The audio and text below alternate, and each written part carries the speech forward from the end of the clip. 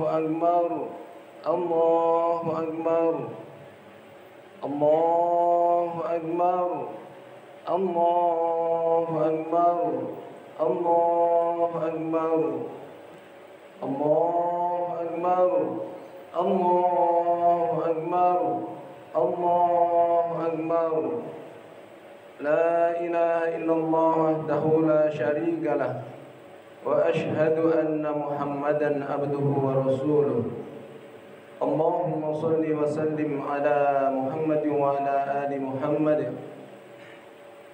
قال الله تعالى في الكتاب الكريم أعوذ بالله من الشيطان الرجيم يا أيها الذين آمنوا اتقوا الله حق تقاته ولا تموتن إلا وأنتم مسلمون إن الله وملائكته يصلون على النبي يا أيها الذين آمنوا صلوا عليه وسلموا تسليما اللهم صل وسلم على محمد وعلى آل محمد أما بعد ويا عباد الله اتقوا الله حق تقاته ولا تموتن إلا وأنتم مسلمون. Hadirin jamaah salat Idul Adha, kita bersyukur kepada Allah Subhanahu wa taala atas nikmat sehat dan iman yang pagi ini kita bersama-sama bisa menunaikan ibadah salat Idul Adha. Sekaligus semoga kita juga diberi kelapangan rezeki bisa menunaikan penyembelihan hewan kurban. Jamaah yang dimuliakan Allah Subhanahu wa taala,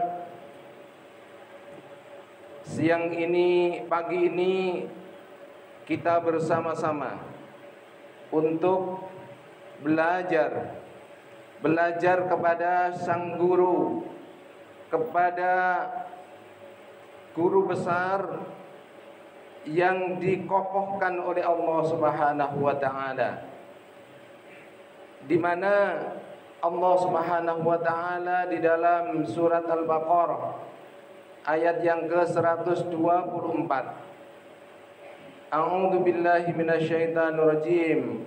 Qala inni ja'iluka lin-nasi imama.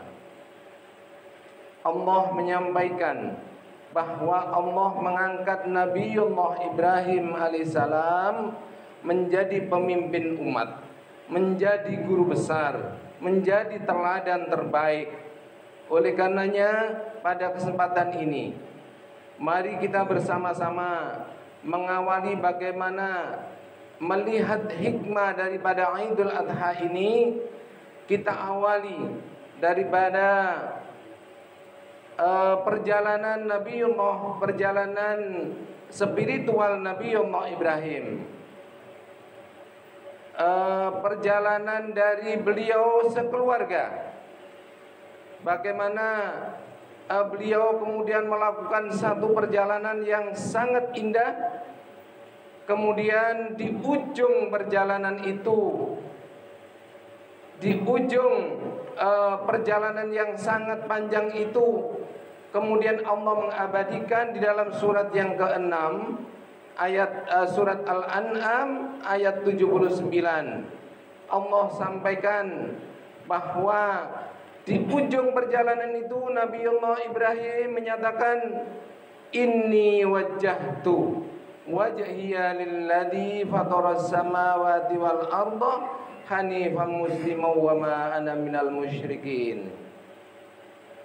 Yang sesungguhnya Rabb kita itu adalah bukan matahari, bukan bulan, tapi sesungguhnya bulan dan matahari adalah ciptaan Allah Subhanahu wa taala. Dan luar biasa, Khalilullah Nabiullah Ibrahim atas hidayah Allah Subhanahu wa taala, peneguhan pada hati beliau, tidak ada Tuhan selain Allah. Allah lah yang menciptakan alam semesta ini, tidak dipakai sendiri, tidak diamalkan sendiri, tapi ditarbiyakan kepada keluarganya, kepada istri, kepada anak-anak beliau, di-share kepada keluarganya, dan disebarluaskan kepada umat. Nah, inilah kemudian dari tarbiyah Nabiullah Ibrahim ini, bagaimana keluarganya, anak-anaknya tawakal dan memiliki keimanan yang kuat atas tarbiyah itu. Mari kita lihat bagaimana hasil didikan tarbiyah daripada Nabiullah Ibrahim alaihissalam terhadap keluarganya. Kita ambil satu di antara didikan itu dari istri beliau, yaitu Siti Hajar, di mana detik-detik Siti Hajar ditinggalkan oleh Ibrahim sebagai suaminya. Di sana cuman ditinggal sendiri, tidak ada yang menemani. Ismail masih kecil, di tempat yang padang gersang, tidak ada apapun. Kemudian karena perintah Allah, Nabi Ibrahim kemudian melanjutkan perjalanan ke Palestina. Keadaan itu Siti Hajar dengan hati yang sangat pilu. Betulkah aku harus ditinggalkan sendiri bersama anakku di tempat yang kering kerontang, tidak ada apa-apa ini? Maka dengan kondisi ini Siti Hajar mengikuti sang suaminya. Tidak ada ucapan yang jelek, cuman mengikuti dari belakangnya, karena telah dididik dengan baik akhlak dan keistiqomahan keimanannya. Kecuali mengatakan satu kata yang sangat indah, wahai suamiku, Allah bi'amaruka bihada, wahai suamiku tercinta, apakah ini perintah Allah? Ibrahim pun sesungguhnya tidak tega melihat istrinya, tidak tega melihat si kecil yang ditinggalkan. Kemudian menganggukkan kepala, ya wahai istriku, ini adalah perintah Allah. Maka Siti Hajar yang dididik Nabiullah Ibrahim dengan baik keimanannya, punya keyakinan kalau ini perintah Allah, maka pasti Allah tidak membiarkanku untuk menjadi hidup terlunta-lunta. Coba kita dengarkan, kita perhatikan, kalau ini perintah Allah. Jadi jamaah Jumat yang dimuliakan oleh Allah, ternyata peneguhan kalimat Allah yang menjadikan pondasi hidup kita itu menjadi sangat penting. Karena kata Allah itu keren loh, ucapan Allah itu keren, hebat. Bahkan Allah sendiri menyatakan afdhalul dzikri la ilaha illallah. Dan Allah itu kalau kita lihat ada 4 huruf. Ada alif, ada lam, ada ha. Kalau itu dibaca lengkap maka Allah itu di sini mengandung semua sifat-sifat Allah yang 99 itu. Kalau kita menyebut Allah, berarti Allah itu adalah Maha Rahman, Maha Kuasa, Maha Kuat, Maha menghilangkan kesedihan di hati kita, Maha mencukupkan segala urusan kita, dan lain sebagainya. Allah. Kalau alifnya dihilangkan menjadi lillah. Lillah siapa? Lillah Allah, milik Allah subhanahu wa ta'ala, bermakna Allah. Kalau lamnya yang pertama dihilangkan menjadi lahu. Lahu siapa? Untuk Allah. Allah lagi. Kalau lamnya yang tengah yang kedua dihilangkan tinggal hu. Hu siapa? Hu Allah. Jadi keren sekali. Sehingga kita tidak perlu malas-malas untuk mengucapkan ya Allah. Ketika digodain teman kita, ya Allah ngapain sih sampai ngegodain aku? Astagfirullahaladzim, ya Allah. Jadi kita mudah mengungkapkan kata Allah, karena Allah itu keren. Tidak usah mengungkapkan kata-kata yang jelek. Ngapain sampai godain aku? Ganti aja dengan ya Allah. Ngapain sih kau godain aku? Astagfirullahaladzim. Nah gitu. Ya Allah, ya Rahman, ya Allah. Ganti dengan kata-kata yang keren. Semua hurufnya kalau itu dihilangkan pun tetap bermakna Allah. Nah itu yang harus kita bangunkan, sehingga didikan itu yang diberikan kepada istri Nabiullah Ibrahim dengan tawakalnya kepada Allah. Karena didikan tawakal kepada Allah itu, keyakinan makna Allah itu, maka kemudian Allah memberikan satu keistimewaan dari keluarga Siti Hajar dan Ismail. Di sana diberi oleh Allah air Zam-Zam, dan Zam-Zam itu barokah sekali, berkah sekali. Jadi karena tawakal kepada Allah, maka yang diberi oleh Allah itu menjadi barokah. Di mana keberkahannya? Jutaan saudara kita yang sedang menunaikan ibadah haji, semuanya minum Zam-Zam, bawa air Zam-Zam berliter-liter, itu pun Zam-Zam tidak pernah kering. Barokah. Semua jamaah haji pulang, di sana sepi. Zam-Zam juga tidak pernah melober menenggelami kota Mekah, tidak. Luar biasa. Jadi itu adalah keberkahan hidup kalau kita tawakal kepada Allah Subhanahu wa ta'ala. Yang kedua, mari kita perhatikan. Nah, ini adalah satu pertunjukan pelajaran dari Allah Subhanahu wa ta'ala yang diberikan kepada Nabi Allah Ibrahim alaihissalam. Coba ketika perintah Allah di dalam surat Al-Baqarah ayat 127. A'udzu billahi minasyaitonir rajim. Wa idh yarfa'u Ibrahimul qawaida minal baiti wa Ismail. Jadi ketika Allah memerintahkan Nabiullah Ibrahim meninggikan Ka'bah, yang kita kenal, yang ditinggalkan Ka'bah itu oleh Nabiullah Ibrahim adalah Maqam Ibrahim. Di sebelah sono, sudut sono, tanpa diajak, Ismail langsung ngangkat batu, melihat ayahnya, membantu ayahnya di sudut seberangnya. Dan bangunan itu kemudian jadilah yang disebut dengan Hijr Ismail. Nah, betapa pedulinya didikan Nabiullah Ibrahim dengan akidah yang kuat itu. Jangan-jangan kita belum tahu dan belum pandai mencontoh ini.